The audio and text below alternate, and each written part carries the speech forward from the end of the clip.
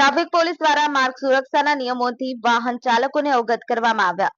રાજપીપળા સૂર્ય દરવાજા પાસે હેલ્મેટ માટે જાગૃત કરતા જાગૃત નાગરિકોને સમજાવવા માટે રાજેન્દ્ર હાઈસ્કૂલના વિદ્યાર્થીઓને લઈ અને ઉભા રહી હેલ્મેટ વિશે માહિતી આપી હતી. હંમેશા હેલ્મેટ અને સીટ બેલ્ટનો ઉપયોગ કરવા, સિગ્નલ તોડવાના બદલે ધીરજપૂર્વક રાહ જોઈએ, વાહન ચલાવતી વખતે મોબાઈલ ફોનનો ઉપયોગ ન કરવા વિશેષ સૂચના આપી હતી. જાહેર માર્ગ પર રેસિંગ કે સ્ટન્ટ ન કરવા, માર્ગ પર વાહન ખોટી રીતે પાર્ક ન કરવા, લાયસન્સ ન ધરાવતા કોઈ પણ વ્યક્તિને વાહન ચલાવવા ન આપવા તેમજ કોઈ પણ પ્રકારનો નશો કરી વાહન ન ચલાવીએ, ટ્રાફિક નિયમનનું પાલન કરવા, પોતાની તેમજ અન્યની જિંદગીને બચાવવા નર્મદા જિલ્લા ટ્રાફિક પોલીસ રાજપીપળા દ્વારા વાહન ચાલકોને અવગત કર્યા હતા. અઝર પઠાણ, ગુજરાત અદ્ભુત ન્યૂઝ ગુજરાતી, રાજપીપળા.